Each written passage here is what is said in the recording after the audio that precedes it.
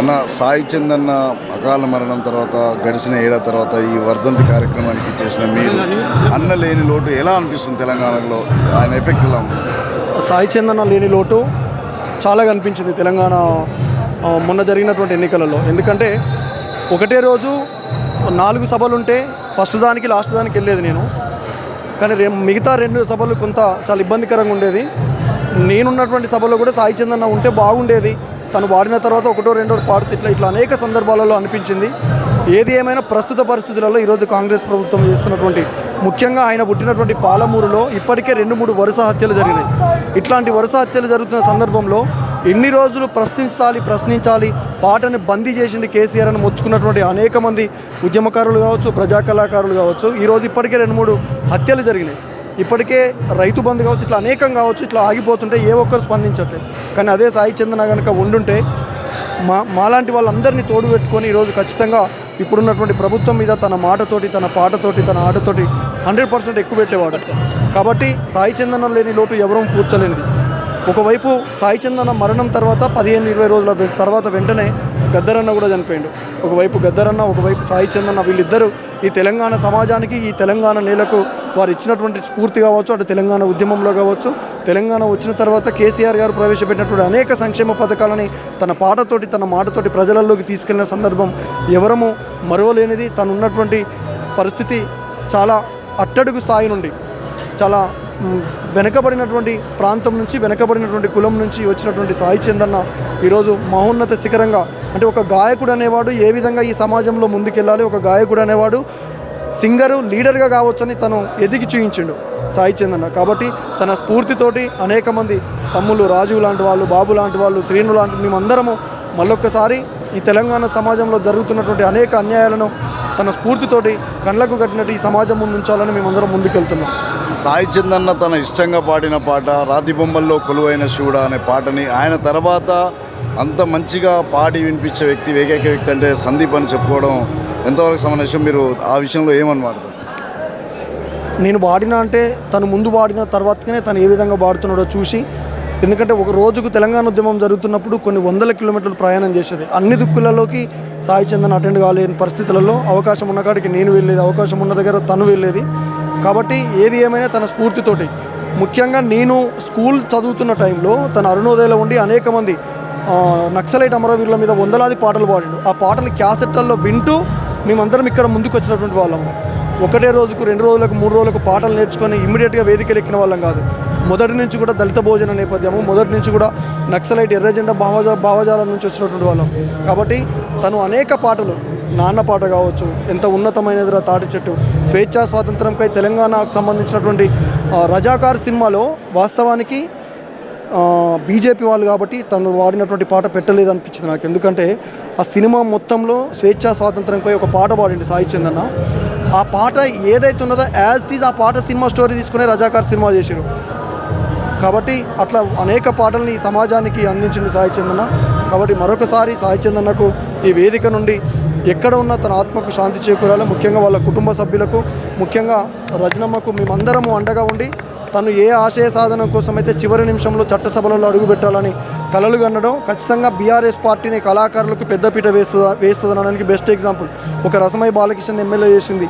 Cabinet హోదా కల్పిస్తూ 3 సార్లు సాంస్కృతిక సారథి చైర్మన్ చేసింది. ఒక దేశపతి సీనను ఎమ్మెల్సీ చేసింది. ఒక గోరేటి వెంకన్నను ఎమ్మెల్సీ చేసింది. ఒక సాయి చందనని కార్పొరేషన్ చైర్మన్ చేసింది. అవకాశం ఉంటే కాలం కన్నెర్ర చేసింది. కాలం కలిసిరాక మాత్రమే తను వెళ్ళిపోయాడు. కానీ ఉండుంటే ఖచ్చితంగా చట్టసభలలో అడుగుపెట్టేవాడు. కాబట్టి ఇవాళ కాంగ్రెస్ పార్టీ కళాకారుల పేరు చెప్పి, కాంగ్రెస్ పార్టీ అనేక ప్రజా సంఘాలు ఎక్కడికక్కడ రెచ్చగొట్టి నిరుద్యోగుల పేరుతో గద్దెనెక్కింది. కానీ బీఆర్ఎస్ పార్టీ ప్రతి ఒక్క ఉద్యమకారుని గౌరవించుకుంది. విద్యార్థి ఉద్యమకారులను ఎమ్మెల్యేలను చేసింది, విప్పులను చేసింది, ఎంపీలను చేసింది బీఆర్ఎస్ పార్టీ.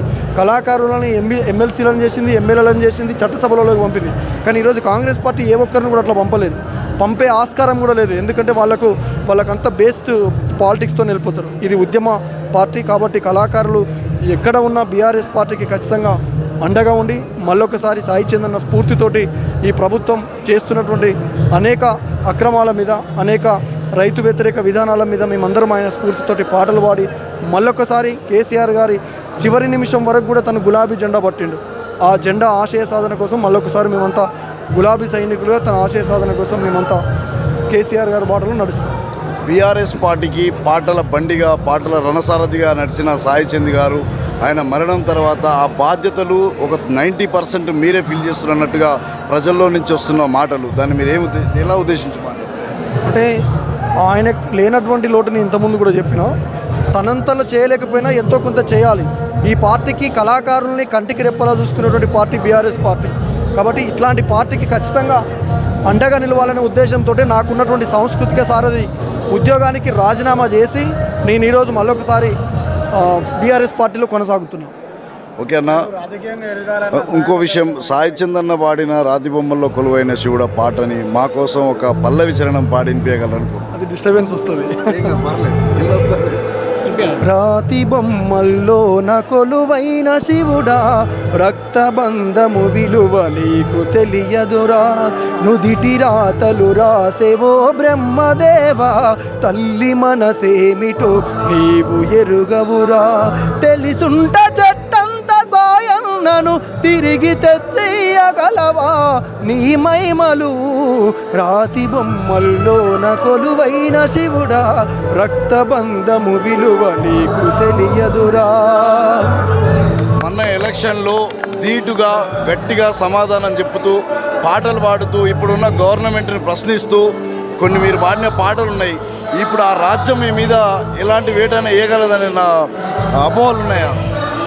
నిజానికి కాంగ్రెస్ పార్టీకి నీతి నిజాయితీ ఏమన్నా ఇజ్జత్ మానం ఉంటే రేవంత్ రెడ్డి గారు పార్టీ మారిన ఎమ్మెల్యేలని రాళ్లతోని కొట్టి చంపండి అని వాళ్ళ అధికారంలో లేనప్పుడు అన్నారు. ఇవాళ అవే మాటలు కనుక వాళ్ళకు వర్తిస్తే ఖచ్చితంగా రాజీనామా చేసి ప్రజాక్షేత్రంలో ఉండాలి. అప్పుడు వాళ్ళు ఉప ఎన్నికలకు వస్తే అప్పుడు మేమేందో చూపిస్తాం. ఈ రాజ్యం మీరు వాడిన పాటలకు విని మీ మీద పగబడుతుందనే ఒక నమ్మకం జనాల్లో వచ్చింది. దాన్ని ఎంతవరకు సమర్పించుకుంటారు? నా మీద పగబడితే నన్ను కాపాడుకోవడానికి 60 లక్షల సభ్యత్వంతో కూడుకున్నటువంటి బీఆర్ఎస్ పార్టీ కార్యకర్తలు ఉన్నారు, నాయకులు ఉన్నారు. ముఖ్యంగా కేసీఆర్ లాంటి మహానాయకుడు ఉన్నాడు.